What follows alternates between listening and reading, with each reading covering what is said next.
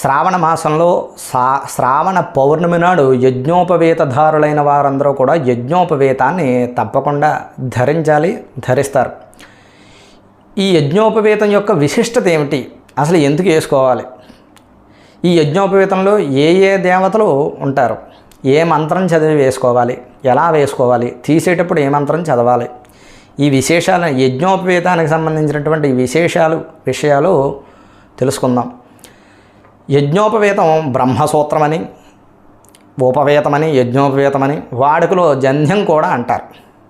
ఎందుకు ధరించాలి, దీని విశిష్టత ఏమిటి అంటే, యజ్ఞోపవేతం పరమం పవిత్రమైనది యజ్ఞోపవేతం. యజ్ఞోపవేతం పరమ పవిత్రమైనది, అది ప్రజాపతి అయిన బ్రహ్మతో కలిసి పుట్టినది.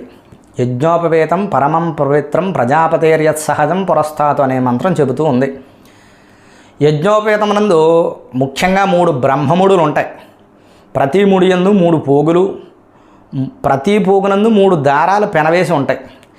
అందున్నటువంటి 3 దారాలు, 3 పోగులు, 3 ముడులు దేనికంటే ప్రతి మనుషుడు కూడా దేవరుణం, పితృరుణం, ఋషిరుణం అనే 3 రుణాలను తీర్చే బాధ్యత తనపై ఉందని సూచిస్తూ ఉంటుంది. అలాగే ఈశ్వరుడు, జీవుడు, ప్రకృతులు 3, సృష్టి స్థితి లయాలు 3, అంతేకాకుండా సప్తరజస్తమో గుణాలు 3, భూత భవిష్యత్ వర్తమాన కాలాలు 3, మాతాపిత ఆచార్యులు 3 గురువులు. కనుక వీటన్నిటినీ యొక్క మూల తత్వాలను తెలుసుకుని ప్రతిరోజు ఈశ్వర స్తుతి, ప్రార్థన, ఉపాసన, సంధ్యావందనం, అష్టాంగ యోగ సాధన, పంచమహాయజ్ఞాలు చేయడం, ఇలాగ వైదికంగా భగవంతుని దగ్గరగా మన జీవితం గడపడం సూచించడమే యజ్ఞోపవేత ధారణ యొక్క ముఖ్యమైన ఉద్దేశ్యం. అలా జీవితం గడుపుటయే యజ్ఞోపవేత ధారి యొక్క ముఖ్యమైనటువంటి కర్తవ్యంగా మనం తెలుసుకోవాలి. యజ్ఞోపవేతంలో ఏ దేవతలు ఉంటారు, 9 తంతువులు, 9 దారాలు ఉంటాయని చెప్పుకున్నాం. 9 తంతువులతో పోగులతో ఉంటుందని ముందుగా తెలుసుకున్నాం. వరుసగా మొదటి పోగులు ఓంకారం, తర్వాత అగ్నిదేవుడు, తర్వాత నాగదేవత, తర్వాత సోమదేవత, పితృదేవతలు, బ్రహ్మదేవుడు, వాయువు, సూర్యుడు. 9వ పోగులో సర్వదేవతలు ఉంటారు. 9 మంది దేవతలని, 9 గుణాలని ధరించుటయే నవతంతు ధారణ యజ్ఞోపవేతం యొక్క ముఖ్యమైనటువంటి ఆశయం. ఈ 9 గుణాలు ఏమిటంటే ధైర్యం, ఓర్పు, దయ, అస్థేయం, శౌచం, ఇంద్రియ నిగ్రహం, బుద్ధి, విద్య, సత్యం. ఈ 9 గుణాలను పొందుటకై నిరంతరం సాధన చేసి అలవరుచుకుని ఇతరులకు ఆదర్శంగా నిలవడమే నవతంతు ధారణ ముఖ్య ఉద్దేశ్యం, నవతంతు ధారణ యొక్క లక్ష్యం. యజ్ఞోపవేతాన్ని పరిహాసం కోసం వాడడం, ఇతర వస్తువులను కట్టి అపవిత్రం చేయడం ఏమాత్రం పనికిరాదు. అలా చేస్తే సమస్త పాపాలు చుట్టుకుంటాయి. ఒక్క మాటలో చెప్పాలంటే యజ్ఞోపవేతంలోని ఆ తంతువులు, దారపోగులన్నీ కూడా మన శరీరంలోని ప్రాణనాడులతో సమానం. ప్రాణనాడుల్ని ఎంత జాగ్రత్తగా కాపాడుకుంటామో యజ్ఞోపవేతంలోని దారాలని, తంతువులను కూడా అంతే జాగ్రత్తగా సంరక్షించుకోవాలి. ఎవరు యజ్ఞోపవేతం ఎలా ధరించాలి? బ్రహ్మచారి 1 ముడితో ఉన్నటువంటి యజ్ఞోపవేతం, వివాహమైన వారు 2 ముడులతో ధరించాలి. ఉత్తరీయానికి ప్రత్యామ్నాయంగా 1 ధరించాలి, అలా 3. 4వది వస్త్రలోపానికి లేదా ఏదైనా పొరపాటున ఎవరైనా జన్యం జారవిడిస్తే ఇవ్వడానికి గృహస్థులు 4 లేక 5 కూడా ధరించవచ్చు. ఎప్పుడెప్పుడు ధరించాలి?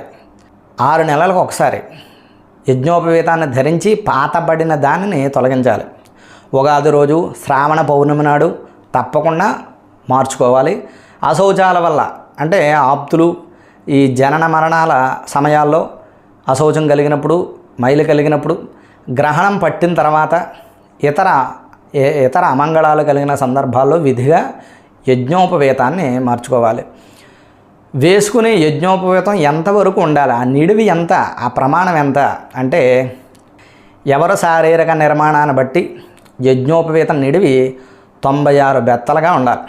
బెత్త అనగా బొటన వేలు మినహాయించి మిగిలిన 4 వేళ్ల అడ్డకొలత. ఈ 96 బెత్తల రహస్యం ఏంటంటే మనకు తిథులు 15, వారానుకున్న రోజులు 7, నక్షత్రాలు 27, మనకు తత్వాలు 25, వేదాలు 4, గుణాలు 3, కాలాలు 3, మాసాలు 12, ఈ మొత్తం అన్నీ కలిపితే 96. వీటి గుర్తుగా ధరించడం.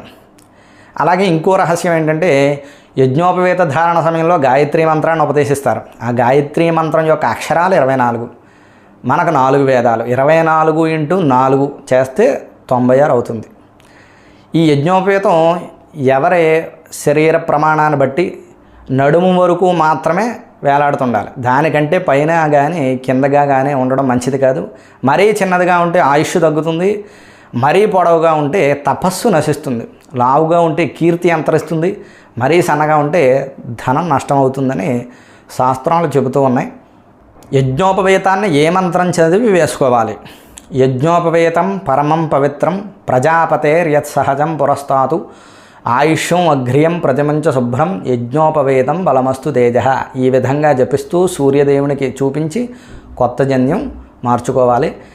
ఈ ఛానల్లోనే, మన ఛానల్లోనే పిఆర్ డివోషనల్ వరల్డ్ యూట్యూబ్ ఛానల్లో యజ్ఞోపవేత ధారణ ఏ విధంగా చేయాలనేటటువంటిది ఆచమనం దగ్గర నుంచి సంకల్పం, తర్వాత యజ్ఞోపవేతాన్ని ఏ విధంగా పూజించాలి, ఏ విధంగా వేసుకోవాలి, ఏ విధంగా సంకల్పం చెప్పాలి, ఆ విశేషాలతో ఒక వీడియో చేయడం జరిగింది. ఆ వీడియో చూసి మీరు యజ్ఞోపవేతాన్ని మార్చుకోవచ్చు.